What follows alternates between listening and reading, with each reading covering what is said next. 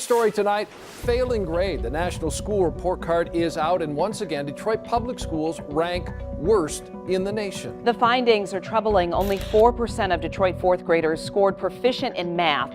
Just 5% were proficient in reading, and not much better for eighth graders. Only 5% scored proficient in math. First year on the job, the superintendent says he's been analyzing the problems, and he says there are many. Well, Stephen, there is no surprise that Detroit is losing population, but it is staggering. Over 1 million people have left the Motor City. Detroit emerged from World War II as one of America's great industrial powerhouses with a population of almost 2 million. But since the 1970s, it's been in decline, and last night it became the biggest U.S. city so far to file for bankruptcy. Years to build the case, but tonight the feds say they have busted a violent drug gang that was operating in a Detroit neighborhood.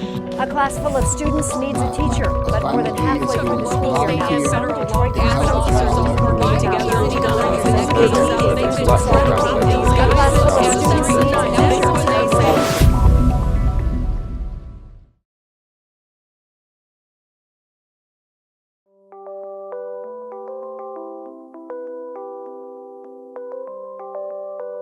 We're headed to Detroit this year. We're actually working with the Central Detroit Christian Community Development Program.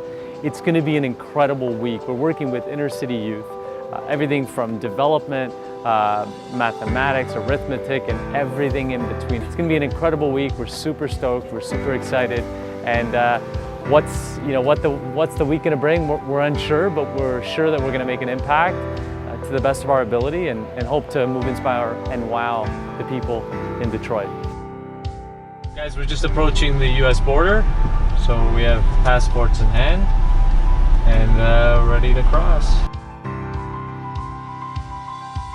I'm really excited and nervous at the same time for what we're going to be doing, what people we're going to be meeting. So I'm just really excited to get there and just get to work.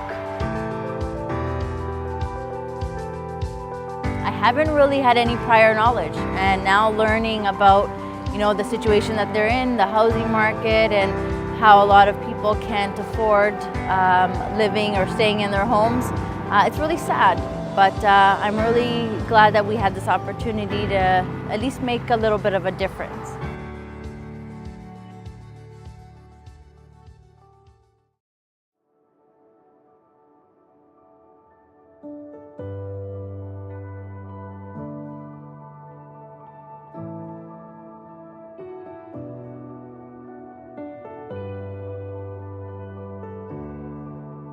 This week, you guys are going to hear stories. Kids may say some stuff, and some of it is going to be heartbreaking. The reality of our neighborhood is that we have over 50% unemployment. We have less than 30% home ownership and less than 30% car ownership. Less than 10% of third graders are at a third grade reading level. Children in low-income homes are spoken to 60% less than middle-class families, and 80% of what they hear is negative. So our kids have baggage. Our kids have stories. Our kids have pain. And they have deep sorrow, though they may not let on. But they have that.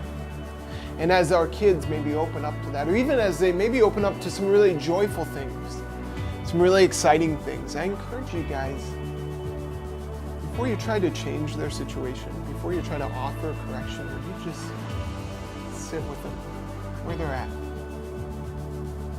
Just try to imagine what it's like to be in their shoes.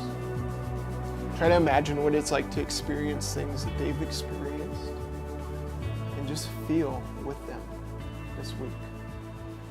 Just feel with them this week.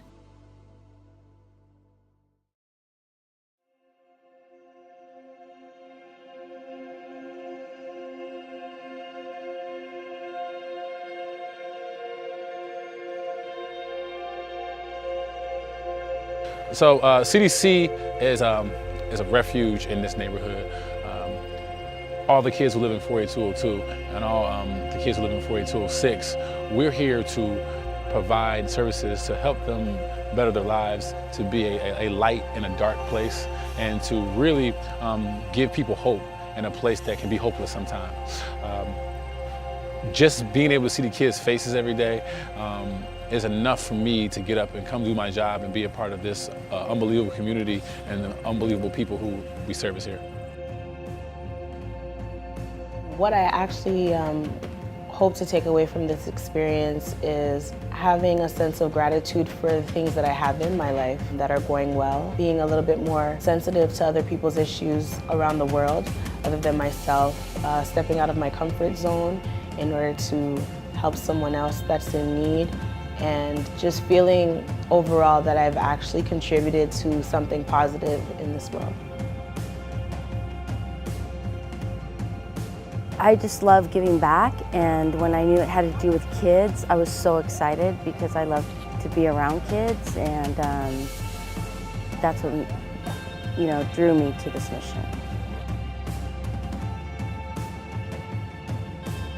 It's changed my perspective where, again, you take for granted what you have, and and knowing that they're practically our neighbors and they're in a completely opposite situation. So it's not too far from home, and understanding that when you're available to lend a helping hand, you should do so. I've received so much from this mission trip, working with the children, the inner city youth here at CDC and the community, and I'm just taking back so many great things, but certainly that kids are kids, regardless if they're in high-income neighborhoods or in poor neighborhoods. They want to play, they want to have fun, they want to run around, and they want to be kids.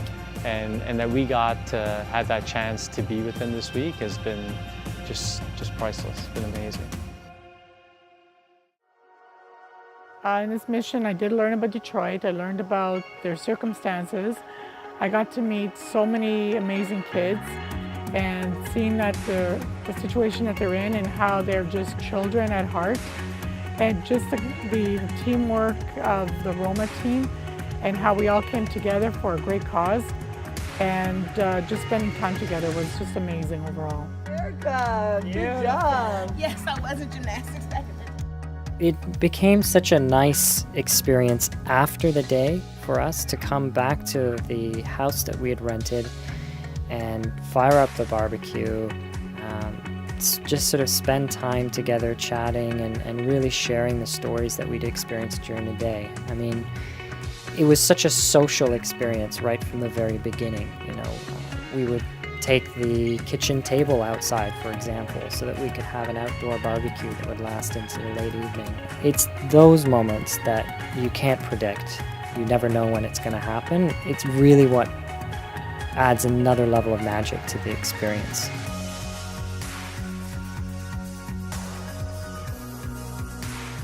To the Roma Wish Mission Team 2018 of Detroit, I just want to say thank you for your hard work, your determination, your wit, your patience, your perseverance. Whether it be early morning starts and making breakfast or late nights, cleaning up after dinner.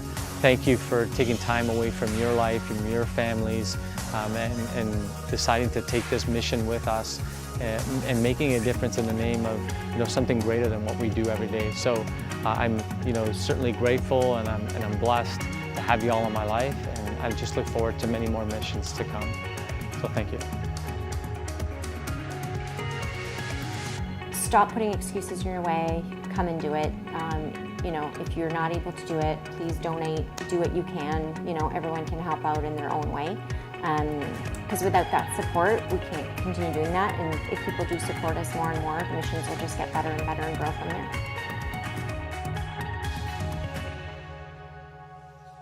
Roma Wish is an opportunity for us in a privileged life to step out of our comfort zone to help make somebody else's life a little more comfortable.